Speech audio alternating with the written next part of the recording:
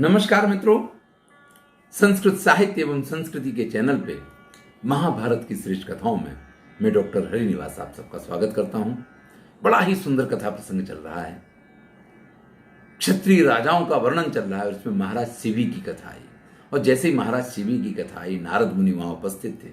वो कहते हैं कि शिवी का महत्व तो बहुत ही अधिक है और इस चीज को लेकर के वो एक कथा सुनाते हैं कि महर्षि विश्वामित्र जो गाधी पुत्र थे, किसी ने प्रश्न भी किया था कि इनके वंश का वर्णन कीजिए।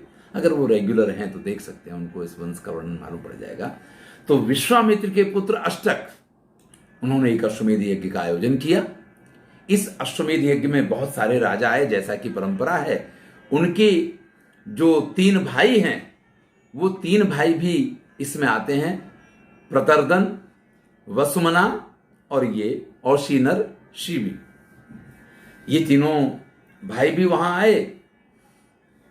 रथ पे बैठ करके चारों भाई आज एकत्रित हुए हैं, अलग अलग देश के राजा हैं। वो घूमने के लिए निकलते हैं, तभी नारद मुनि वहां आकर के पहुंच जाते हैं। वो सभी कहते हैं नारद मुनि से कि महाराज आप भी इस रथ पे आ जाइए। नारद मुनि भी उस रथ पे सवार हो गए। रथ चला जा रहा है, सभी चर्चा करते हैं। नारद मुनि से कहते हैं कि हम सब लोग तरह तरह के यज्ञ आगादि करके परम स्वर्ग को प्राप्त करना चाहते हैं। आप हमें बताइए कि अगर स्वर्ग हमें मिल गया तो स्वर्ग में रहने के बाद सबसे पहले स्वर्ग से इस पृथ्वी पे आना होगा तो कौन आएगा? हम चारों भाइयों में से स्वर्ग में तो हम सब जाएंगे, ये तो निश्चित है। लेकिन वहां से, क्योंकि क्षीणे पुण्य मर्त्य लोके विशन्ति का जो नियम है कि पुण्य खत्म होने के बाद व्यक्ति को मृत्यु लोक में आना पड़ता है, तो सबसे पहले किसका आने का नंबर लगेगा? तो नारद मुनि कहते अयम अष्टको अवतरेद इति ब्रवीद ऋषि। सबसे पहले ये अष्टक वापस आएगा। अब सबने पूछा कि महाराज ऐसी क्या बात है कि प्रतनर्द नहीं आएंगे, शिवी नहीं आएंगे, वसुमना भी नहीं आएंगे और अष्टक को सबसे पहले आना पड़ेगा? तो कहते हैं कि एक बार की बात है कि मैं इनके साथ इसी तरीके से इनके राज्य में गया था। इनके रथ पे बैठ करके निकला, बहुत सारी गायें चर रही थीं। मैंने इनसे पूछा कि आपका राज्य तो बड़ा समृद्ध है, देखो कितनी सारी गायें आपके यहाँ इसी प्रकार से गोचर भूमि में विचरण करती हैं, कितना समृद्ध आपका राज्य है।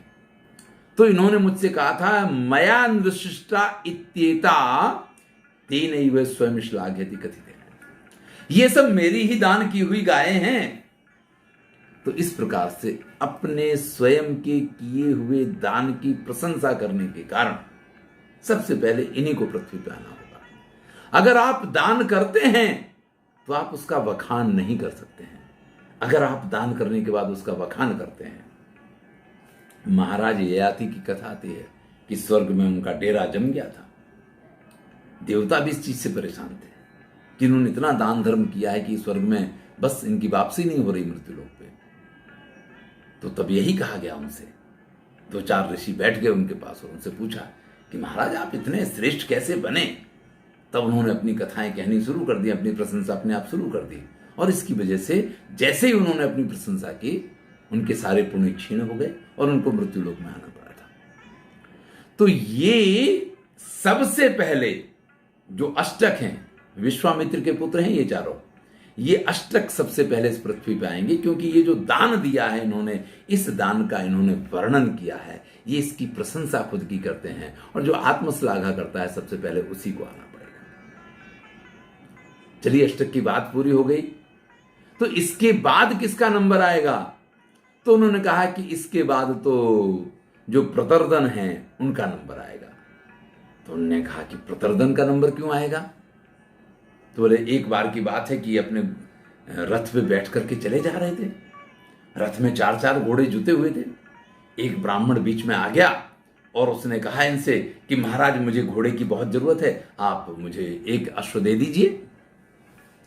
तो इन्होंने कहा कि भाई मैं जहां जा रहा हूं जाकर के वापस आ जाता हूं, उसके बाद अश्व ले लेना। लेकिन उस ब्राह्मण ने कहा कि नहीं, मुझे तो अभी चाहिए। तो इन्होंने उसी समय अपना दाहिना अश्व जो है वो खोल करके उनको दे दिया। थोड़ा सा आगे चले, दूसरा ब्राह्मण आ गया, उसने भी वही बात कही कि मुझे अभी घोड़ा चाहिए। इन्होंने उससे भी बड़ा उन्होंने विनय की कि मैं जहां जा रहा हूं उस कार्य को पूर्ण करके आ जाऊं, उसके बाद आप ले लो। लेकिन उसने कहा कि देना है तो अभी, तो नहीं तो बाद में मुझे नहीं चाहिए। तो राजा ने उसको बायां अश्व खोल के दे दिया। अभी थोड़ा सा आगे चले थे कि इतने में फिर एक ब्राह्मण आ गया और उसने भी वही घोड़ा मांगा और अभी के अभी चाहिए और किसी बात के लिए राजी नहीं। तो जो जिसके कंधे पे धुरी रखी जाती है, ऐसा वो वाया अश्व ने दे देना पड़ा, वो दे दिया उन्होंने। थोड़े से आगे चले, एक ही घोड़ा था, रथ को जैसे तैसे लेके चल रहा था। एक और ब्राह्मण आ गया और उसने कहा, दीयताम इति अब्रवीत ब्राह्मण तस्मै दत्वा अश्वम रथ धुरम गृणता व्याहृतम ब्राह्मणानाम सांप्रतम नास्ति किंचिदिति। उस समय इन राजा ने रथ पे से उतर गए, स्वयं अपने कंधों पे धुरी धारण की और अपना वो जो दाहिना अश्व था वो भी दे दिया। इस प्रकार से इन्होंने चारों अश्व दे दिए। लेकिन जब इन्होंने ये अंतिम अश्व ब्राह्मण को दिया तो इन्होंने कहा कि ब्राह्मणों ने ये योग्य नहीं किया, ऐसा इन ब्राह्मणों को नहीं करना चाहिए। इन सब ने मिलकर के मेरे रथ के एक तरीके से चारों घोड़े ले लिए और मुझे मेरे रथ को न चलने के लिए मजबूर कर दिया है। नारद मुनि कहते हैं, या एस ददाती चा सूयति चा तेने व्याहृतेने तथावतरेत। क्योंकि इन्होंने दान तो किया, इन्होंने महान कार्य किया, लेकिन उसके साथ इनके मन में ये भावना रही, ये असूया, ये ईर्ष्या की भावना रही, ये निंदा की भावना रही कि ब्राह्मणों ने ये योग्य नहीं किया, इसलिए इनका ये दान इनको स्वर्ग में तो ले जाएगा, लेकिन बड़ी जल्दी इनको वापस आना। कथा प्रसंग आगे चलता है। नारद मुनि से पूछा जाता है कि चलिए, आपने 4 में से 2 को तो बता दिया कि सबसे पहले अष्टक वापस आएंगे, उसके बाद प्रतर्दन आएंगे, इसके बाद शिवी और वसुमना में से कौन आएगा? तो उन्होंने कहा ये वसुमना आएंगे। तो महाराज वसुमना का क्या? तो बोले इन्होंने एक पुष्प रथ, बड़ा ही सुंदर रथ बनाया था, जो आकाश में, समुद्र में, दुर्गम स्थानों पे, पर्वतों पे, सब जगह जिसकी गति थी। मतलब जैसे आजकल कुछ इस प्रकार के प्लेन बन गए कि उनको आप पानी में भी उतार सकते हैं, उनको पर्वतों पे भी चलाया जा सकता है। तो इस प्रकार का ये इनका रथ था, पुष्प रथ उसका नाम था। इन्होंने स्वस्ति वाचन किया, पूजन इत्यादि किया, और जिस दिन उस रथ का एक तरीके से इन्होंने अनावरण किया, उस दिन मैं भी वहां आकर के पहुंच गया था। इनके उस रथ का वैशिष्ट देख करके और स्वस्ति वाचन वगैरह में उसके आनंद को देख करके मैंने उस रथ की बड़ी प्रशंसा की कि भाई आपका ये रथ बड़ा सुंदर है। मेरी उस प्रशंसा को सुनकर के इन वसुमना ने कहा, तम अहम रथम प्रशंसम अथ राजा ब्रवीत भगवता रथा प्रशस्ता। आपने जिस प्रकार से इस रथ की प्रशंसा की है, एस भगवतो रथ इति, ये आपका ही रथ हुआ आज से। कितना बड़ा मन राजा वसुमना का कि नारद मुनि कहते हैं, मैंने जब इनके रथ की प्रशंसा की तो इन्होंने मुझसे कहा कि महाराज आप जिस प्रकार से प्रशंसा कर रहे हैं, इस प्रकार से ये लगता है कि रथ आपको बहुत अच्छा लगा है, इसलिए एस भगवतो रथ इति, आज से ये आपका रथ हुआ। लेकिन जब मैं चला तो उन्होंने वो रथ मुझे दिया नहीं। थोड़े दिन बाद में फिर से वहां पहुंचा और वहां गया तो फिर से बाकायदा मेरा स्वागत हुआ, स्वस्ति वाचन हुआ, सब कुछ हुआ, और ब्राह्मणों से उन्होंने कहा कि ये रथ मैंने इन मुनि को दान में दिया है, ये रथ इनका है। और मैं चला तो फिर भी इन्होंने वो रथ मुझे नहीं दिया। मन बहुत बड़ा, लेकिन दान दिया नहीं गया। मैं तीसरी बार इनके यहां पहुंचा। बहुत दान धर्म करते हैं, लेकिन वो रथ जिसका इन्होंने एक तरीके से संकल्प कर लिया कि वो रथ मेरा है, तीसरी बार जाने पे भी स्वस्ति वाचन हुआ, सब कुछ हुआ, लेकिन वो रथ मुझे नहीं दिया इन्होंने। तो ये बातें तो करते हैं, बड़ा दान धर्म इनने किया है, लेकिन एक संकल्प ऐसा है जो करके इन्होंने पूर्ण नहीं किया है, दान का संकल्प, इसलिए इनको भी पृथ्वी पे पहले आना पड़ेगा। अब तो तीनों भाई एक साथ कहते हैं, शिवी यायाद अहम अवतरित अहम अत्र किम कारणम इति प्रभु। अब तो ये निश्चित हो गया कि इस रथ पे हम 4 लोग जो हैं, इनमें से आप और शिवी 2 ही लोग स्वर्ग जा रहे हो, या 2 ही लोग अब स्वर्ग में बचे हो, आप ये मान लो, तो उनमें से आप पहले उतरोगे या शिवी पहले आएगा? तब नारद मुनि कहते हैं कि शिवी स्वर्ग में रहेंगे और मैं नीचे आऊंगा, क्योंकि मैं शिवी जैसा नहीं हूं, शिवी जितना श्रेष्ठ मैं नहीं हूं, इसलिए स्वर्ग में शिवी का ही निवास रहेगा। तब पूछते हैं कि इसका कारण क्या है? तो बोले एक बार की बात है, एक ब्राह्मण इन महाराज शिवी के पास आता है। हमने कबूतर वाली कथा तो सुनी है, ये एक विशिष्ट कथा आप सुनिए। और इनसे कहता है, या एस ते पुत्रो बृहद गर्भो, ये जो तुम्हारा बृहद गर्भ नाम का पुत्र है, इस पुत्र को तुम्हें मारना है, उसका अंतिम संस्कार करना है, और जब उसकी चिता जल रही हो तो उस चिता में तुमको भोजन बनाना है, और वो भोजन मैं खाऊंगा। ब्राह्मण ने आज्ञा दी, तुम जब तक इतना काम करके रखो, मैं तब तक मेरे नित्य कर्मों से निवृत्त होकर के आता हूं। महाराज शिवी उस ब्राह्मण की बात को सुन करके अपने पुत्र को मारते हैं, उसको मार करके उसकी चिता जलाते हैं। अंदर से कितना भी दुख हो, लेकिन महाराज शिवी उस दुख को अपनी आंखों या अपने चेहरे पर तक नहीं आने देते हैं।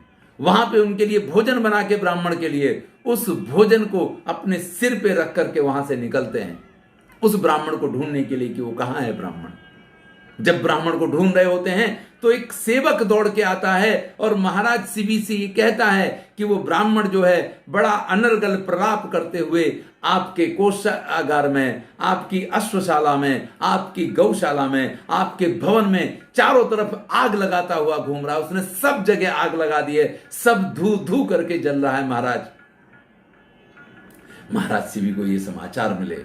महाराज शिवी फिर भी उसी प्रकार से ठंडे मन से और उसी प्रकार से, उनके चेहरे पे कोई क्रोध की रेखा नहीं है या कोई वैमनस्व का भाव नहीं है, उस ब्राह्मण के पास पहुंचते हैं और उस ब्राह्मण से कहते हैं, ये आपका भोजन है, इस भोजन को स्वीकार कीजिए।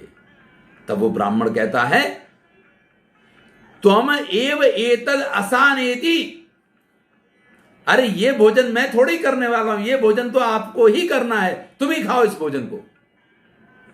जैसे ही ब्राह्मण ने कहा तो ब्राह्मण की आज्ञा को सिरोधार्य करते हुए महाराज शिवी उस मस्तक पे रखे हुए भोजन के पात्र को नीचे उतारते हैं, और जैसे ही उसमें से भोजन करने के लिए हाथ अंदर बढ़ाते हैं, वो ब्राह्मण उनका हाथ पकड़ लेता है और उनसे कहता है, अब्रवीत चैनम जित क्रोधोसी न ते किंचित अपरित्याज्यम।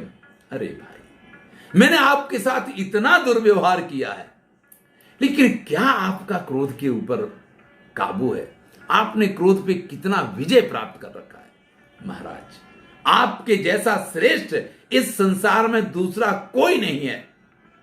इतना कह करके वो ब्राह्मण इन महाराज शिवी की बड़ी प्रशंसा करता है, इनकी पूजा करता है, और उसके बाद वहां से अंतर ध्यान हो जाता है। जैसे ही वो ब्राह्मण वहां से जाता है, महाराज शिवी क्या देखते हैं कि उनका पुत्र जैसे देव कुमार हो, इसी प्रकार से सभी प्रकार के उत्तम आभूषणों से अलंकृत पुष्पमाला पहन रखी है, सुगंधी उसके शरीर में से फूट रही है, वहां तुरंत उपस्थित हो जाता है। इसके साथ उसके भवन में जो आग लगी थी, उसके कोषागार में जो आग लगी थी, उसका जो कुछ नष्ट भ्रष्ट हो गया था, वो सब कुछ उसी तरीके से सुव्यवस्थित हो जाता है। ऐसे में राजा के जो मंत्री थे, जो सेवक गण थे, वो सब इस चीज को देख करके बड़े आनंदित होते हैं और पूछते हैं कि महाराज, ये सब आपको पता था कि आपकी परीक्षा ली जा रही है? ये स्वयं ब्रह्मा जी आए थे आपकी परीक्षा लेने के लिए ब्राह्मण का रूप धारण करके, ये आपको पता था? तब महाराज शिवी ने कहा, नैवाहमेतद यशसे ददानी न चार्थ हेतु न च भोग तृष्णया। मैं ये जो दान धर्म करता हूं, ये यश की कामना से नहीं करता हूं कि मेरा बड़ा नाम हो जाएगा, इसलिए मैं दान धर्म कर रहा हूं। और ना ही ये दान धर्म मैं किसी भोग और तृष्णा की लालसा से करता हूं कि तुम 10 पैसा दोगे वो 10 लाख देगा। मैं इसके हिसाब से भी ये दान धर्म नहीं करता। हमेशा यही कहा जाता है कि अगर आप करते रहेंगे दान तो आपको मिलता रहेगा धन। तो लोग इस चक्कर में भी दान करते हैं। महाराज से भी कहते हैं कि नहीं, मैं इसलिए भी दान नहीं करता हूं। पापय अनासेवित एस मार्गा, अरे ये तो मार्ग ऐसा है कि पापी लोग इस मार्ग पे नहीं चल सकते हैं, सिर्फ सज्जन और श्रेष्ठ लोग ही इस मार्ग पे चल सकते हैं। इत्येवमेतत् सकलम करोमि, तो मैं सज्जन हूं, ये मेरा कर्तव्य है, मेरे आचरण का ये एक भाग है, इसलिए मैं हमेशा दान किया करता हूं। ऐसा नहीं है कि मेरी परीक्षा ली जाएगी और उस परीक्षा में मैं सफल होऊंगा या असफल होऊंगा, ऐसे किसी विचार के साथ मैंने ये दान नहीं दिया है। तो नारद मुनि ने इस प्रकार से, महाराज शिवी कितने बड़े दानी थे और कितने बड़े ब्राह्मण भक्त थे, और किस प्रकार से उन्होंने एक ब्राह्मण की इच्छा पूर्ण करने के लिए अपने पुत्र की भी बलि चढ़ा दी, अपने पुत्र को अपने हाथों से मार दिया, उसकी चिता जला दी, और फिर भी ब्राह्मण की इच्छा पूर्ण करने की कोशिश की। वो कथा सुनाई। महाराज युधिष्ठिर इस कथा को सुनकर के धन्य होते हैं। अब इसके बाद दान करने वाले लोग कैसे श्रेष्ठ हैं और स्वर्ग में किस प्रकार से उनको स्थान मिलता है, ये जब कथा चालू हुई है तो इस प्रसंग को आगे बढ़ाएंगे। अगले वीडियो में हम राजा इंद्रद्युम्न की कथा सुनेंगे। ये बड़ी ही विशिष्ट कथा है। मैंने पहले भी इस कथा का महाभारत की कथाओं में जिक्र किया है, लेकिन यहाँ हम इस कथा को विस्तार से सुनेंगे। धन्यवाद। मैं हूँ डॉक्टर हरिनिवास। महाभारत की श्रेष्ठ कथाएं जीवन के लिए इतनी उपयोगी, आप कहें ये दान, ये धर्म, इस प्रकार की बातें, ये आज के जमाने में कैसे संभव है? भैया जमाना कभी नहीं बदला, समय वही है, खाली हमने अपना स्वभाव बदल लिया है। हमें ये लगता है कि जो कुछ है संसार में वो सब मेरे लिए है। पहले लोग ऐसा सोचा करते थे कि संसार में जो कुछ है वो लोगों के लिए है और लोगों के बाद बच जाए तो मेरे लिए है। बस ये सोच का अंतर है। देखिए, क्या आपको अच्छा लगता है? जीवन का आचरण करना आपके हाथ में है। मैं तो सिर्फ आपको कथाएं सुना रहा हूं, क्योंकि मैं स्वयं ही इतना आचरण नहीं कर सकता हूं, तो आपसे कहने का अधिकारी तो नहीं हूं, लेकिन कथा जो कहती है वो आपके सामने प्रस्तुत करना मेरा